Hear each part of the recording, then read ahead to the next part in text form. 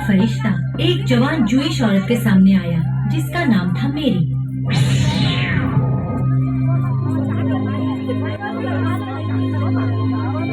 मैं इस अचानक आई खबर से परेशान हूँ। जैसा आप कह रहे हैं वो कैसे होगा। मैं अभी कुंवारी हूँ पर मुझे ईश्वर पर भरोसा है और मैं ईश्वर की सेवक हूँ, उसी की रचना हूँ। तो जैसा आपने कहा वैसे ही होगा। मेरी और उसका होने वाला पति जोसेफ नाज़रेथ नाम के शहर में रहते थे। वो बेथलेहम शहर की ओर गए सेंसस में अपना नाम लिखाने के लिए, जैसे कि रोमन शहंशाह सीजर अगस्टस ने हुक्म दिया था। नाज़रेथ से बेथलेहम की दूरी 65 मील की थी, इसलिए उन्हें कई दिनों तक सफर करना पड़ा।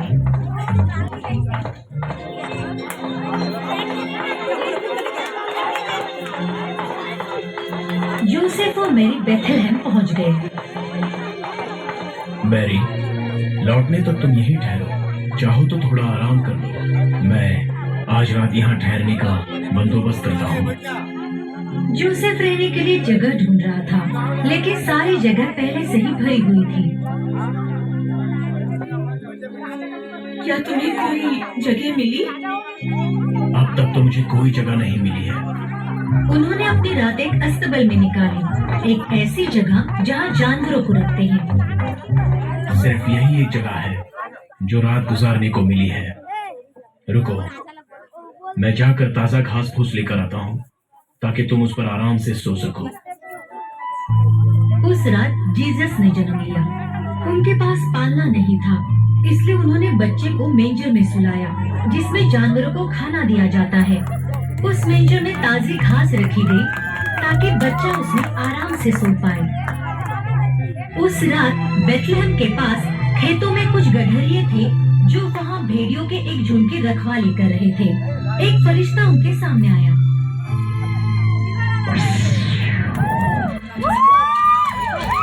मेरे पास आप लोगों के लिए खुशखबरी है कि ईश्वर के अवतार ने जन्म लिया है। क्या? एक अवतार? क्या हम उसे देख सकते हैं? बताओ हमें कि वो कहाँ है। तुम उसे मेंजर पर लेटा हुआ पाओगे। तो फिर चलो उस अवतार से मिलकर आते हैं। गधरिये जल्दी से बेथलेहम पहुंचे और उन्होंने जीसस को मेंजर में पाया, जैसा कि फरिश्ते ने उनसे कहा था। क्या मैं जान सकती हूँ आप लोग कौन हैं? ओह पवित्र माँ, हम यहाँ ईश्वर के अवतार को देखने आए हैं। मेरे बच्चे के बारे में आपको कैसे खबर मिली? जब हम अपने खेतों में काम कर रहे थे, एक फरिश्ता हमारे सामने प्रकट हुआ और उन्होंने हमें इस अवतार के जन्म के बारे में बताया। हाँ, मेरी खुशकिस्मती है कि मैं इस अवतार की माँ हूँ। जीसस से मिलने के बाद उन्होंने ये खबर हर तरफ फैला दी और जिन्होंने भी ये खबर सुनी वो चौंक गए। कुछ वक्त बीतने के बाद पूर्वी देश के 3 सज्जन आदमियों को आसमान में एक तारा दिखा। ए, तुमने देखा वो तारा जो सबसे ज्यादा जगमगा रहा है? ये तो दिखने में बहुत ही अलग लग रहा है। मुझे ऐसा लगता है कि वो हमें शायद कोई संदेश देना चाह रहा है।